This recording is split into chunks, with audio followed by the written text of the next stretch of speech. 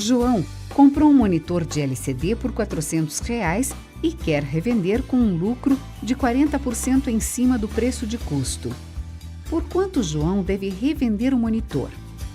Essas e outras questões você aprenderá a resolver nessa aula.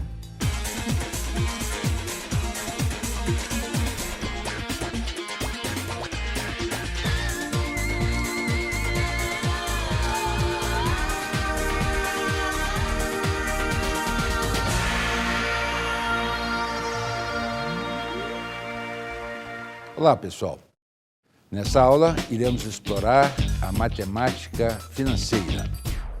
Vamos iniciar o nosso estudo relembrando um importante conceito, a percentagem.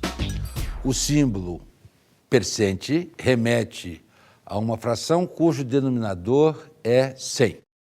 Vejamos alguns exemplos. 10%, 10 sobre 100, que é igual a 0,10. 17%, 17 sobre 100, que é igual a 0,17. 0,5%, 0,5 sobre 100, que é igual a 0,005.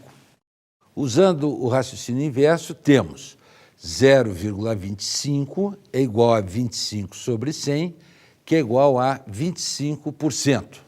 4 sobre 5 é igual a 0,8 ou 0,80, 80 sobre 100, que é igual a 80%. 1,67 é 167 sobre 100. Isso é igual a 167%. Aplicação da porcentagem. Quanto é 25% de 200? Como vimos, 25% é igual a 25 sobre 100, que é igual a 0,25. Para determinar uma porcentagem ou uma percentagem de uma quantidade, devemos multiplicar a taxa percentual por essa quantidade. Então, 25% de 200 é igual a 0,25 vezes 200, que é igual a 50.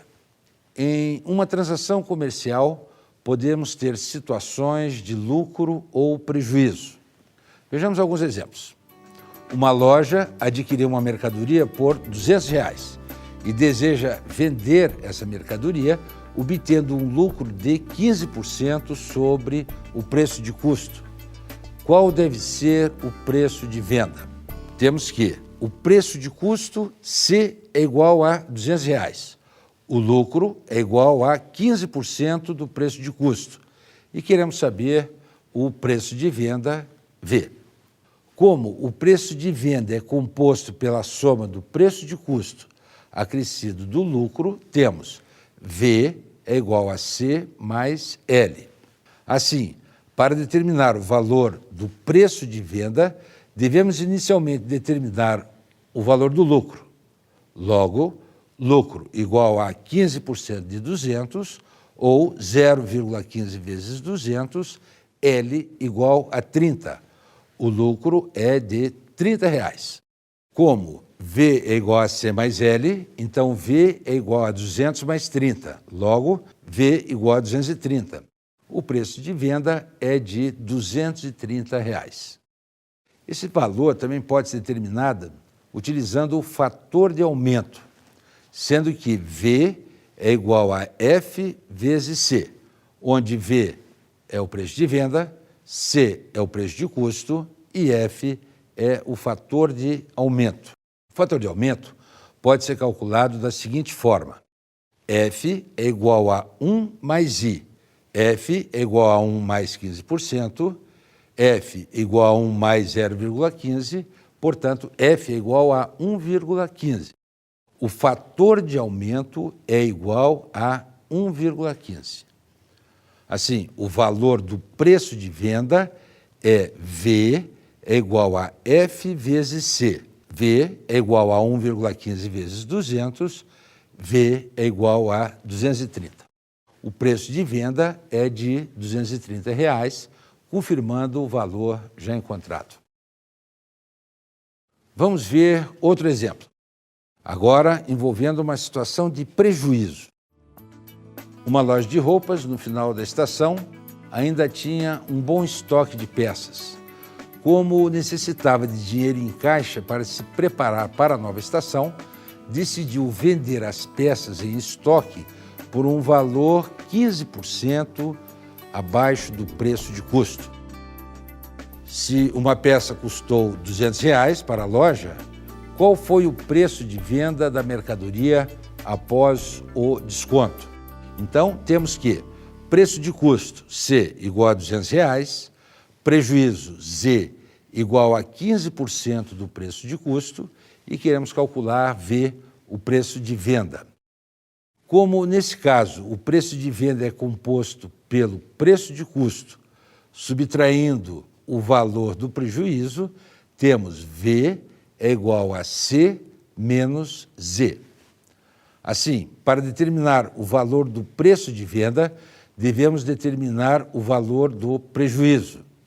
O prejuízo Z é igual a 15% de 200. Z é igual a 0,15 vezes 200, Z igual a 30. O prejuízo é, então, de R$ 30. Agora vamos determinar o preço de venda. Para fazer isso, devemos subtrair do preço de custo o valor do prejuízo. Logo, V é igual a C menos Z. Então, V é igual a 200 menos 30, e então V é igual a 170. O preço de venda é de R$ 170. Esse valor também pode ser determinado utilizando o fator de redução, sendo que V é igual a FR vezes C, onde V é o preço de venda, C é o preço de custo e FR é o fator de redução. Este fator pode ser calculado da seguinte forma: FR é igual a 1 menos I. FR é 1 menos 15%, portanto, FR é 1 menos 0,15 ou 0,85. Assim, o valor do preço de venda é V igual a FR vezes C, que é igual a 0,85 vezes 200. Então, V é igual a 170. O preço de venda é de R$ 170, confirmando o valor já encontrado. Dando continuidade ao nosso estudo, agora vamos falar de juros. Juro é a importância que se paga pelo empréstimo de certa quantia de dinheiro, chamada de capital, durante algum tempo. Podemos ainda classificar os juros em juros simples e juros compostos. Vamos inicialmente estudar juros simples. Juros simples são calculados tendo como base o capital inicial, período a período. O valor do juro é constante nos períodos de tempo considerados. Vamos ver um exemplo. Quais são os juros simples produzidos por um capital de R$ 110 mil aplicados durante 3 meses a uma taxa de 2% ao mês? Para essa situação, indicaremos J como juros, C capital, I a taxa e N o número de períodos. Neste exemplo, temos C igual a 110 mil, I 2% ao mês, N 3 meses e, a partir daí, como a taxa está em meses e o número de períodos também estão em meses, temos que o valor do juro para o primeiro mês é J1 igual a I vezes C. Assim, J1 é 2% de 110 mil, logo J1 é igual a 0,02 vezes 110 mil. Portanto, J1 igual a 2.200. Ao final do primeiro mês, o juro é de R$ 2.200. O valor do juro é constante em cada período.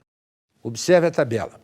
Período, primeiro mês, o valor do juro, 2.200. Segundo mês, valor do juro, 2.200. Terceiro mês, valor do juro, 2.200. Somando, temos um total de R$ 6.600. Como podemos perceber, o valor total de juros é o valor do juro do primeiro período multiplicado pelo total de períodos. Assim, J é igual a N vezes J1, ou seja, J é igual a 3 vezes 2.200, J é igual a 6.600. No final dos 3 meses, temos um total de R$ 6.600 de juros. Generalizando, o valor dos juros simples J, produzidos por um capital C a uma taxa fixa I, é dada por J é igual a C vezes I vezes N. Em algumas situações, necessitamos obter o resultado da soma dos juros com o capital inicial. A esse valor, damos o nome de montante. Para esse exemplo, o valor do montante é M é igual a C mais J. Montante é igual a capital mais juro. Assim, M é igual a 110.000 mais 6.600. M é igual a 116.600. O valor do montante é de R$ 116.600.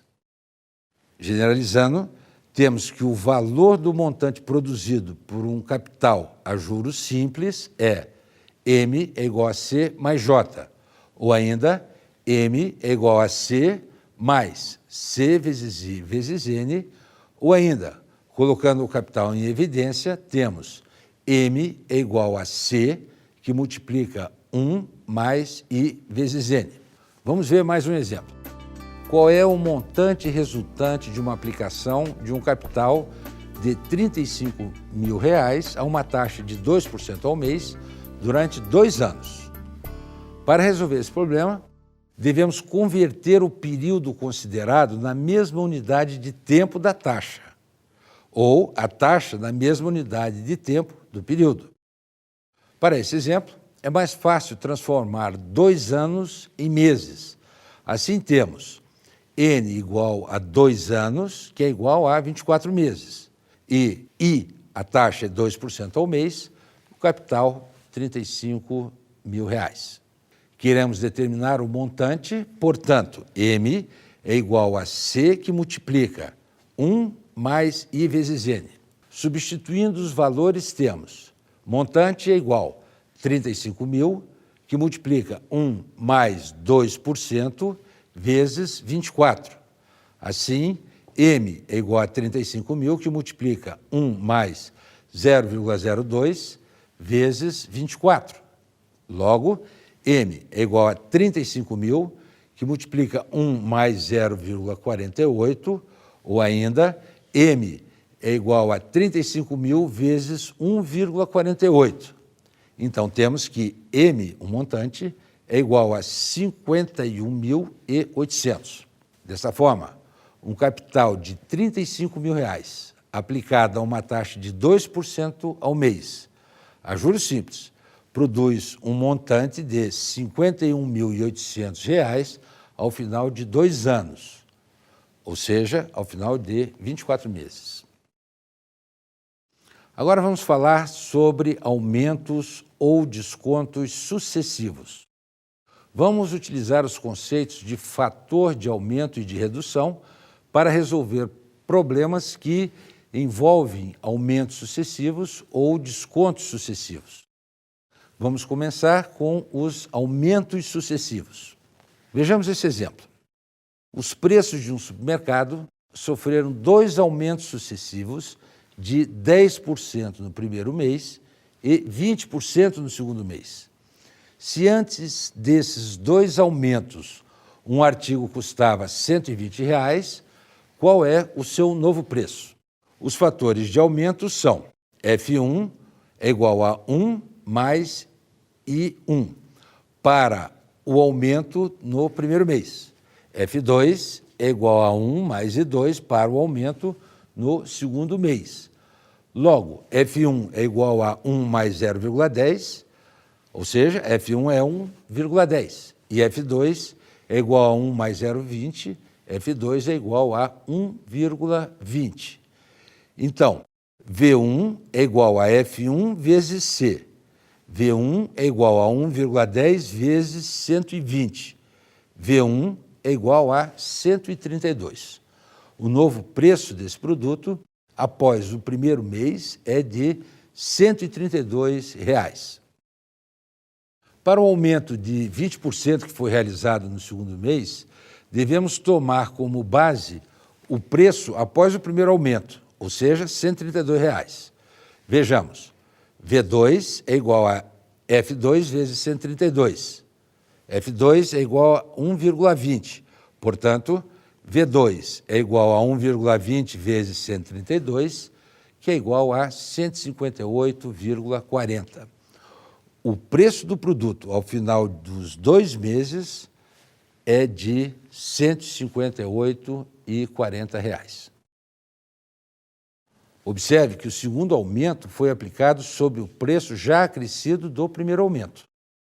O valor após os 2 aumentos pode ser determinado em uma única etapa da seguinte forma: V é igual a F1 vezes F2 vezes C, onde F1 vezes F2 seria substituído como um único fator de aumento resultante dos outros 2. Observe, F é igual a F1 vezes F2, que é igual a 1,10 vezes 1,20. F igual a 1,32. Assim, V é igual a 1,32 vezes 120, portanto, V é igual a 158,40. O novo preço de venda é de R$ 158,40, confirmando o valor que já havíamos encontrado. Perceba que o fator resultante é 1,32. Concluímos, então, que a taxa acumulada é de 32%. Perceba ainda que, ao somarmos as duas taxas, 10% mais 20%, que é igual a 30%, não é o valor da taxa acumulada. Vejamos mais um exemplo de aumentos sucessivos. Uma pessoa aplicou um capital de R$ 10.000 em uma poupança. Qual é o valor do montante após 2 meses de aplicação, sendo que a taxa de juros mensal no primeiro mês foi de 0,65% e no segundo mês foi de 0,67%. Na poupança, temos uma situação de aumentos sucessivos. Então, F1 é igual a 1 mais 0,65%, portanto, F1 é igual a 1 mais 0,0065. F1 é igual a 1,0065. E F2 é igual a 1 mais 0,67%. F2 é igual a 1 mais 0,0067. F2 igual a 1,0067. FR será igual a 1,0065 vezes 1,0067. Portanto, FR será igual a 1,01324. Assim, V é igual a 1,01324 vezes 10.000. V é igual a 10.132,43.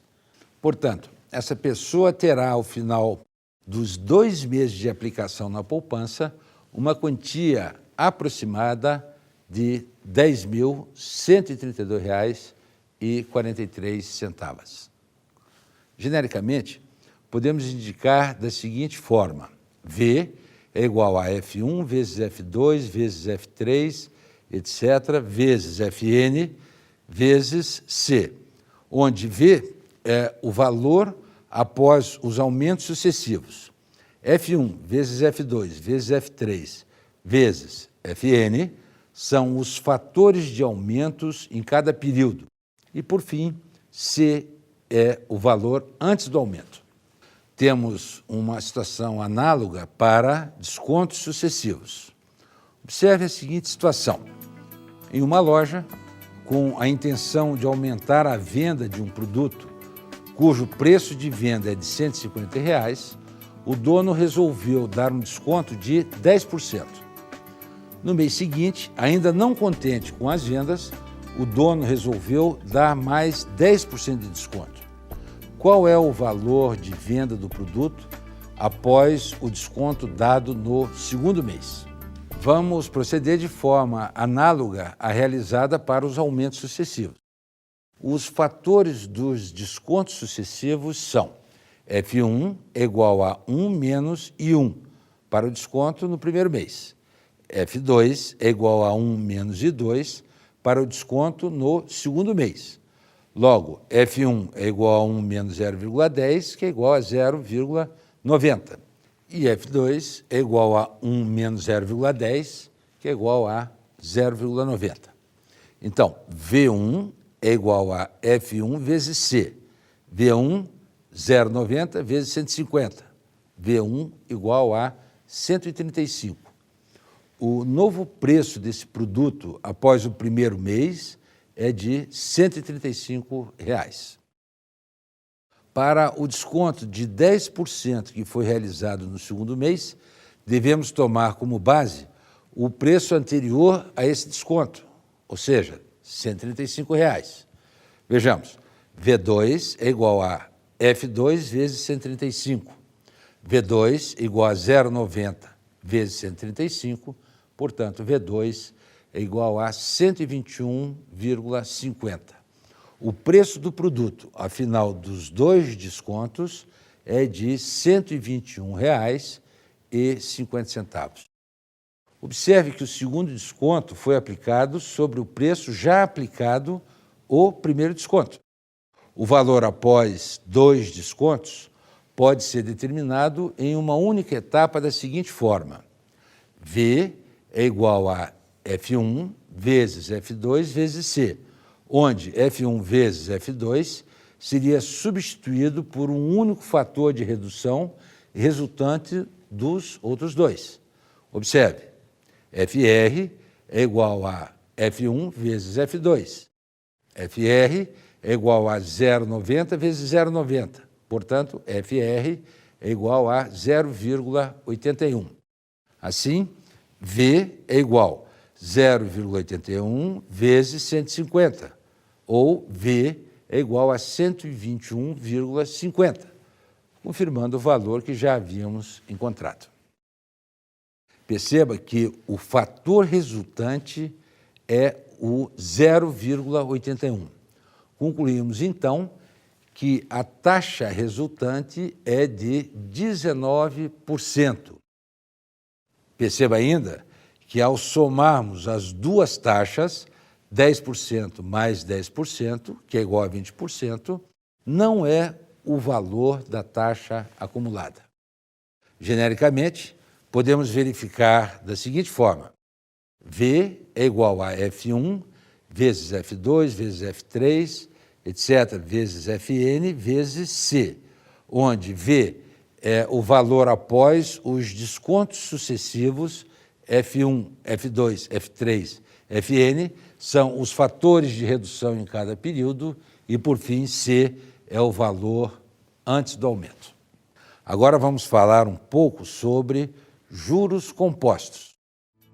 Juros compostos. Um capital está aplicado a juros compostos quando, após cada período pré-fixado do prazo do investimento, os juros são incorporados ao capital, passando a render juros.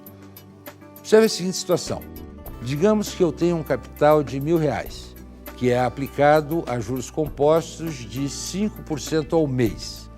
Qual o montante após 4 meses? Os juros compostos podem ser analisados como um caso de aumentos sucessivos. Vejamos. Vamos inicialmente calcular o fator de aumento.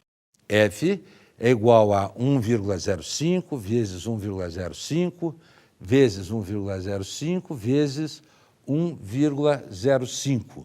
Portanto, F é igual a 1,05 elevado à quarta potência. O valor final, ou seja, o montante, pode ser determinado da seguinte forma: V é igual a 1,05 elevado a 4 vezes 1.000. V é igual a 215,50. O montante capital mais juros, ao final dos dois períodos, será igual a R$ 1.215,50. Para determinarmos o valor apenas dos juros compostos, procedemos da seguinte forma.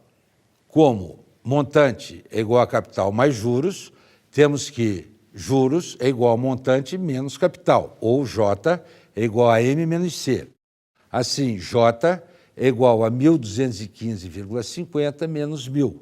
Portanto, J é igual a 215,50. Logo, os juros compostos produzidos por um capital de R$ 1.000 durante 4 meses a uma taxa de 5% ao mês é de R$ 215,50. Este valor foi obtido após N períodos, nesse caso, após 4 meses. Este valor pode ser denominado de montante ou valor futuro, VF. Como na aplicação de juros compostos, as taxas em cada período é a mesma, ou seja, é constante, podemos indicar o cálculo do montante da seguinte forma. V é igual a 1 mais I elevado a N vezes C, ou ainda M é igual a C que multiplica 1 mais I elevado a N. Como M é um montante, I é a taxa e N é o número de períodos, confirmamos aquela expressão. Vamos aplicar o mesmo capital agora a juros simples e fazer uma análise comparativa das duas aplicações. O capital de R$ 1.000 aplicado a juros simples, a taxa de 5% ao mês durante 4 meses. Veja uma tabela que representa esta aplicação. Nós temos o período em 4 meses, inicialmente o capital é igual a 1.000 e o montante inicial é igual a 1.000. No primeiro mês, os juros são de 50. Portanto, o montante será 1.000 mais 50 igual a 1.050. Assim, sucessivamente, para os segundo, terceiro e 4 meses, os juros serão iguais a 50 e os capitais vão sendo somados. Então, o montante no primeiro mês 1.050, no segundo mês 1.100, no terceiro mês 1.150 e no quarto mês 1.200, resultado de 1.150 mais 50. Observe que os juros foram sempre calculados tomando como base o capital inicial. Por isso, são constantes durante a aplicação. Vejamos agora como fica a tabela que representa a aplicação a juros compostos. Capital inicial igual a 1.000, juro no primeiro mês, 50. Juro no segundo mês, 52,50, porque é juros sobre juros. Somando o capital inicial, 1.000 com 50 de juros no primeiro mês, temos 1.050. Somando mais 52,50, 1.102,50. E assim sucessivamente. Os juros no quarto mês serão de 57,88 e o montante final, 1.215,50. Observe que para o cálculo dos juros compostos, devemos tomar como base o montante do mês imediatamente anterior. Sendo assim, o valor dos juros não é constante, aumentando com o passar dos meses. Agora vamos construir uma tabela que relaciona apenas os montantes produzidos pelas duas aplicações anteriores. Temos, tanto para juros simples como para juros compostos, o capital inicial de 1.000. No primeiro mês, o montante para juros simples será 1.050 e também para juros compostos. No segundo mês, juros simples 1.100, juros compostos, agora um pouco maior, 1.102,50. e assim por diante. O montante final para juros simples será de 1.200 e para juros compostos, 1.215,50. Observe que a diferença entre o montante produzido a juros simples e o montante produzido a juros compostos vai aumentando no decorrer dos períodos. Podemos ainda representar a evolução dos dois montantes utilizando gráficos. Veja, percebemos que o gráfico representativo da aplicação submissa a juros simples é uma reta. Nesse caso, a função que serve como modelo para uma aplicação a juros simples é a função afim. No caso dos juros compostos, a função que serve como modelo é a função exponencial, fato que pode ser observado neste gráfico. A rigor, esses gráficos são formados por pontos isolados, mas utilizamos linhas contínuas para que tenhamos uma melhor ideia do comportamento das funções. Vejamos mais um exemplo. Seu Herculano quer saldar uma dívida 2 meses antes do vencimento. O valor futuro dessa dívida é de R$ 12.100 e a taxa de juros compostos fixada pelo banco é de 10% ao mês. Determine o valor presente, PV, dessa dívida, isto é, o valor que seu Herculano deve pagar para saldá-la. Sabemos que o valor presente é um capital C. Esse capital aplicado a juros compostos de 10% ao mês deverá resultar no montante de M igual a R$ 12.100. Então temos M é igual a C que multiplica 1 mais I elevado a N. C é igual a M dividido por 1 mais I elevado a N. Logo, C é igual a 12.100 dividido por 1,10 elevado ao quadrado. C é igual a 12.100 dividido por 1,21, então C é igual a 10.000. Assim, o valor presente desta dívida é de R$ 10.000. Vamos ver mais um exemplo. O Dr. Juvenal fez um investimento no valor de R$ 10.000, a uma taxa de juros compostos de 4% ao mês. Por quanto tempo este capital ficou investido se o montante gerado foi de R$ 10.816? Nós vamos utilizar a fórmula do montante, que é igual a M igual a C que multiplica 1 mais I elevado a N. O montante dado pelo exercício é 10,816, que é igual a um capital de 10 que multiplica 1,04 elevado a N. Portanto, 1,04 elevado a N vai ser igual a 10.816 sobre 10.000. Isso aqui resulta em 1,04 elevado a N é 1,0816. Aplicando o logaritmo, teremos logaritmo de 1,04 elevado a N é igual ao logaritmo de 1,0816.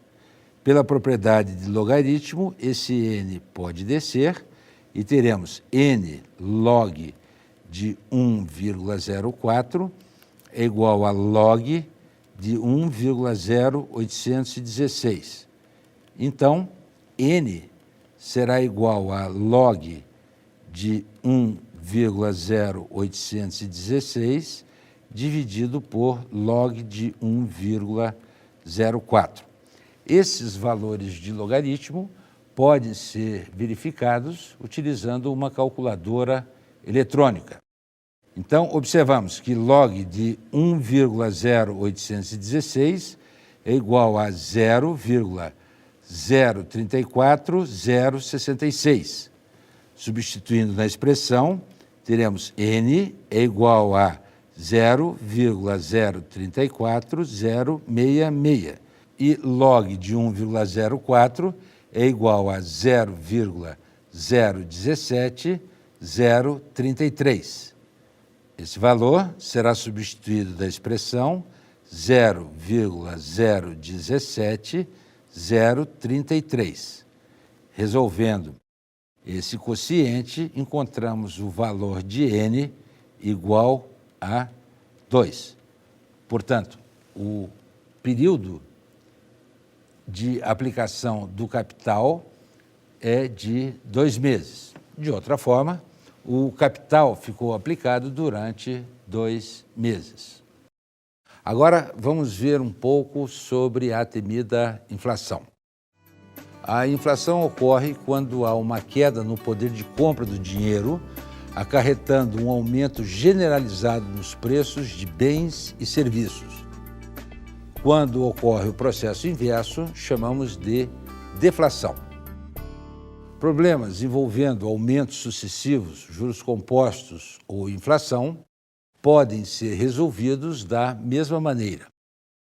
Em qualquer um desses casos, é só multiplicar o valor do bem ou do capital pelos fatores de aumento de cada período. Vamos ver um exemplo. Digamos que, em certo país, a taxa de inflação permaneceu em 3% ao mês durante 3 meses consecutivos. Qual é o valor de um aparelho eletrônico que custava 100 unidades monetárias desse país antes do referido trimestre? Considerando que esse aparelho custava 100, C igual a 100, antes desses 3 aumentos, seu novo valor V é dado por V é igual a C que multiplica 1 mais I1 vezes 1 mais I2 vezes 1 mais I3. V é igual a 100 que multiplica 1,03, que multiplica 1,03, que multiplica 1,03. Portanto, V é igual a 100 que multiplica 1,03 ao cubo. V será aproximadamente igual a 100 vezes 1,0927. V será, portanto, 109,27.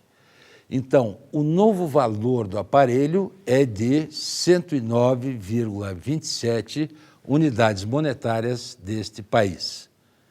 E qual é a taxa de inflação acumulada nos 3 meses? Bem, o aparelho sofreu um aumento de 9,27, pois 109,27 menos 100 é igual a 9,27. A taxa de inflação acumulada aí pode ser obtida aplicando percentagem. Logo, I igual a 9,27 sobre 100, I igual a 9,27%. A inflação é, portanto, um dos centros de preocupação de quem rege a economia de um país. Vamos retomar a questão inicial da aula sobre o preço do monitor de LCD. Preste atenção.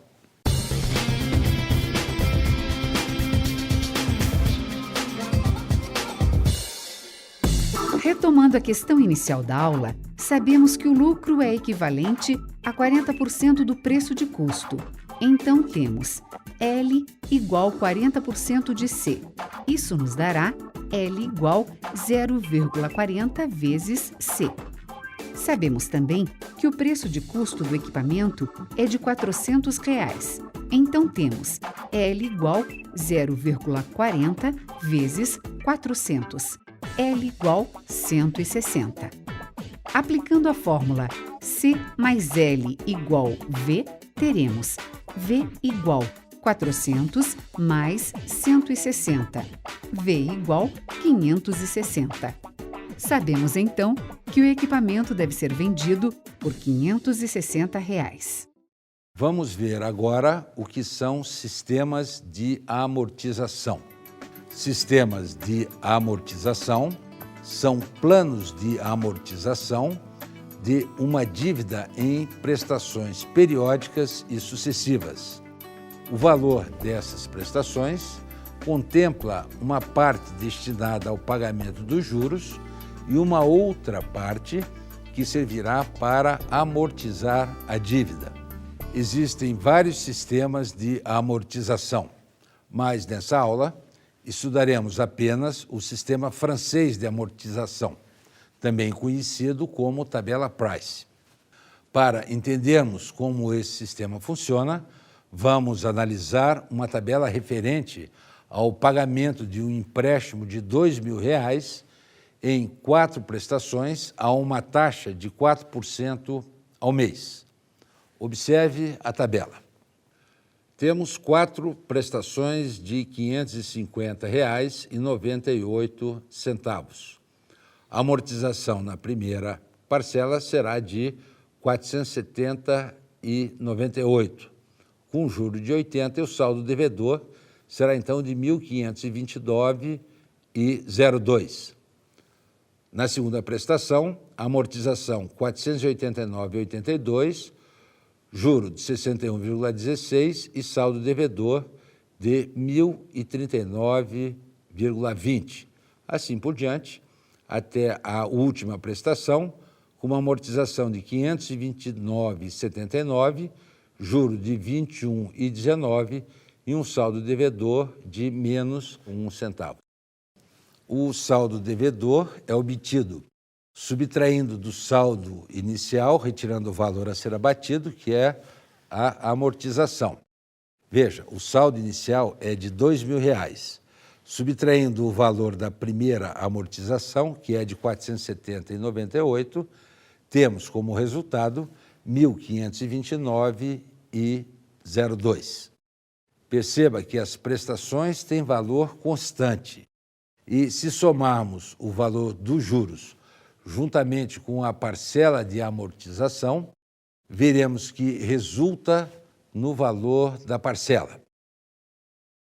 Exemplo, a prestação número 1 é formada por R$ 470 referente à amortização e R$ 80 referente ao juro. Os juros são sempre calculados sobre o saldo devedor. Por exemplo, na segunda linha, o saldo devedor é de R$ 1.039,20. Este valor será utilizado para o cálculo do juro na linha seguinte. Assim, J é igual a I vezes C, J é igual a uma taxa de 4% vezes o capital de R$ 1.039,20. Portanto, juro 0,04 vezes 1.039,20, juros igual a 41,56.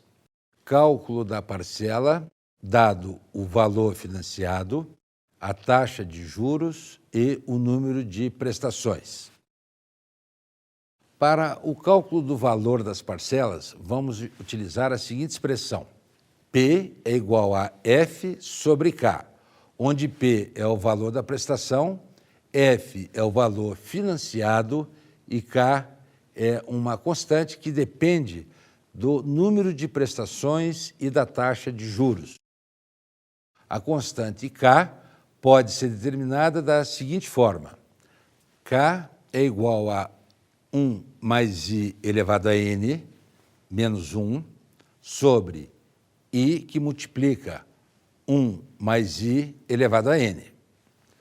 Para o exemplo estudado, vamos calcular o valor da prestação e, inicialmente, vamos determinar o valor de K.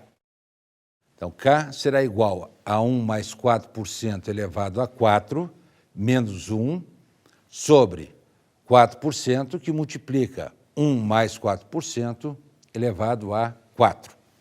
K é igual a 1,04 elevado a 4, menos 1, sobre 0,04, que multiplica 1,04 elevado a 4. Com auxílio de uma calculadora científica, determinamos o valor de K, que será igual a 3,629.893. Assim, o valor da prestação P é aproximadamente igual a 2.000 sobre 3,629.893. P é aproximadamente igual a 550,98. O valor da prestação é igual a R$ 550,98, confirmando o valor apresentado na tabela. Vamos assistir a um trecho do filme Quebrando a Banca, em que são verificados os conceitos de matemática financeira para saber o custo total de uma venda. So, how much is this thing going to run me? Oh, well, let's see, the belt's $49.95 minus 15%. The jacket's $589.99. The pants, $285.99 minus 10% for both. Unfortunately, the shirt's not on sale, but I can knock off 5% from the $69.99. The shoes were just marked down from $155, so you're looking at $1,042.68. I'm pretty good with numbers. Yeah. Guess so. Yeah, so let me know when I can ring that up for you guys. Esta é uma situação a que todos nós já estamos habituados a viver no nosso sistema.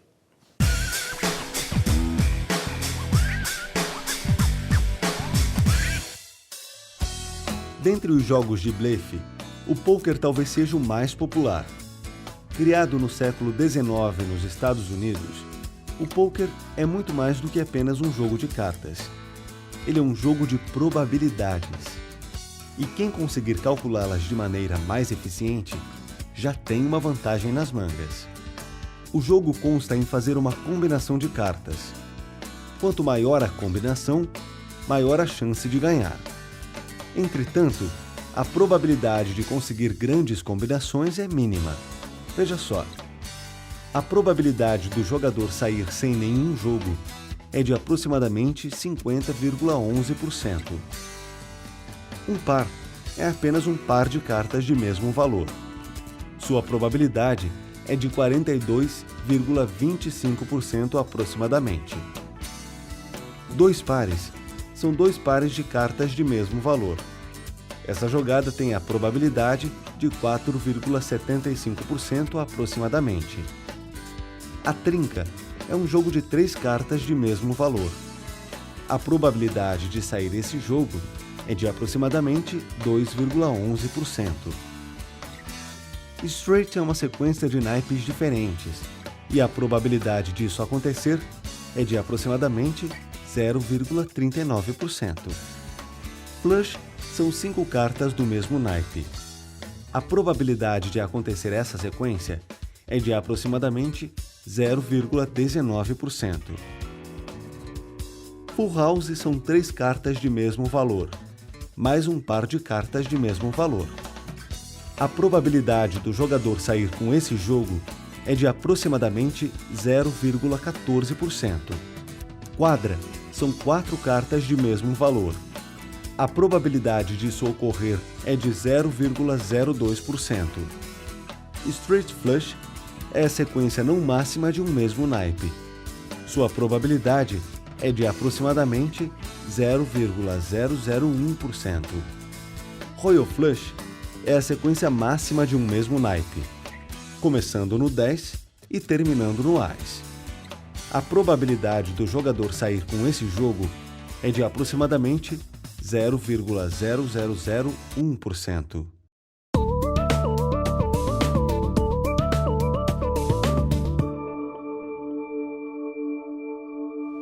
Um cidadão reserva 30% de seu salário para o pagamento da prestação de sua casa própria. Do restante, 50% são gastos em alimentação.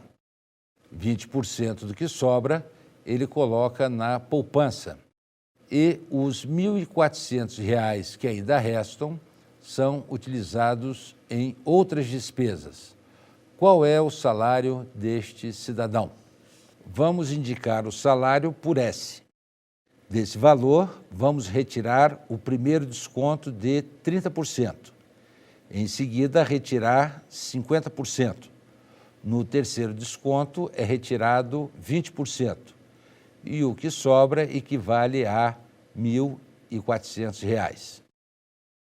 Como podemos perceber, se trata de descontos sucessivos. Assim, vamos determinar o fator de redução equivalente aos 3 descontos. Então, o fator de redução, F, será igual a F1, que multiplica F2 vezes F3. F1 é igual a 1 menos I1, que multiplica 1 menos I2, que multiplica 1 menos I3. Então, F será igual a 1 menos 30%, que multiplica 1 menos 50%, que multiplica 1 menos 20%. F será igual a 1 menos 0,30, que multiplica 1 menos 0,50, que multiplica 1 menos 0,20. Assim, F será igual a 0,70, que multiplica 0,50, que multiplica 0,80. Esse produto é igual a 0,28. O que sobrou do salário pode ser determinado por V é igual a F vezes S. Assim, V será igual a 0,28 vezes S. O valor de V é igual a 1.400. Então, 1.400 é igual a 0,28 vezes S e, portanto, S será igual a 1.400 dividido por 0,28. Essa razão resulta em 5.000. Portanto, o salário é igual a R$ 5.000. O valor do salário é de R$ 5.000. Vejamos um outro exemplo. Um bem que custava R$ 500 sofreu aumentos sucessivos de 4% e 5%. Qual é o novo preço deste bem? Inicialmente, vamos determinar o fator de aumento equivalente às taxas dos aumentos sucessivos. Assim, temos F é igual a F1 vezes F2. F será igual a 1 mais I1, que multiplica 1 mais I2. Observamos que I1 é 4% e I2 é 5%. Portanto, F é igual a 1 mais 4%, que multiplica 1 mais 5%. Isso será igual a 1 mais 0,04, que multiplica 1 mais 0,05. F será igual a 1,04, que multiplica 1,05. Fazendo, então, esse produto, encontramos o valor de F igual a 1,092. Assim, o valor final do bem após os dois aumentos é V, que multiplica F vezes 500. Portanto, V será igual a 1,092 vezes 500.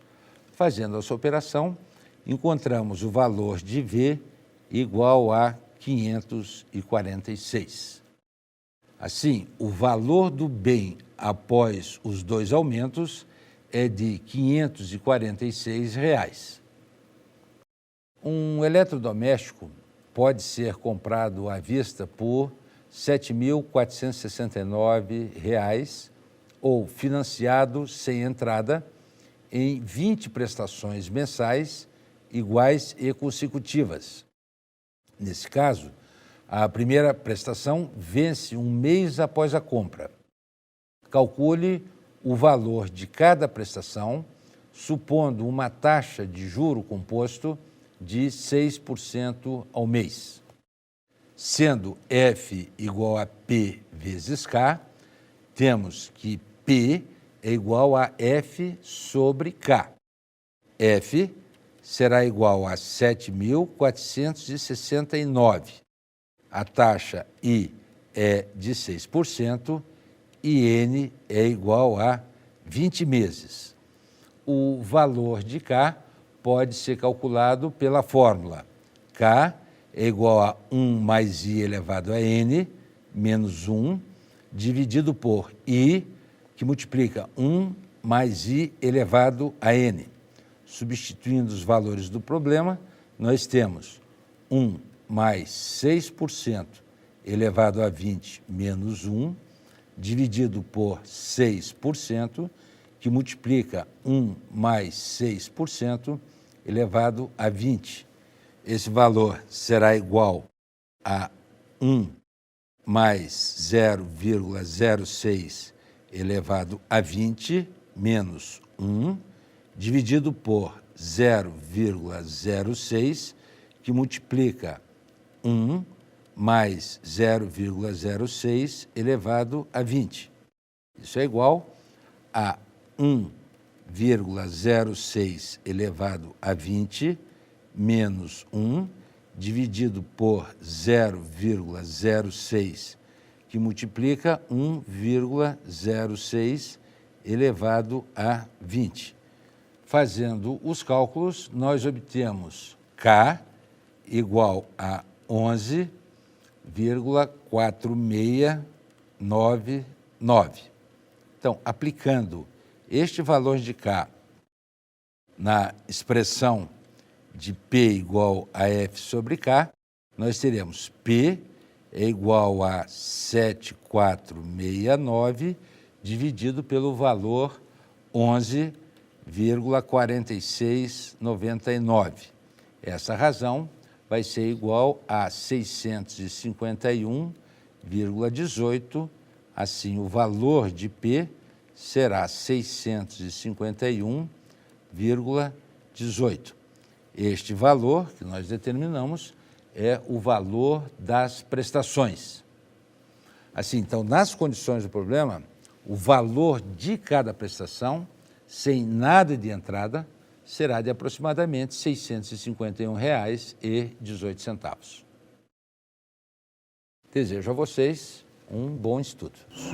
Para aprofundar os conhecimentos sobre a história e os personagens da matemática, indicamos as seguintes obras: Introdução à História da Matemática, de Howard Ives, publicado pela editora da Unicamp. História da Matemática, de Carl Boyer, publicado pela editora Edgar Blucher. História Universal dos Algarismos, a inteligência dos homens contada pelos números e pelo cálculo, de George Ifrah, publicado pela editora Nova Fronteira.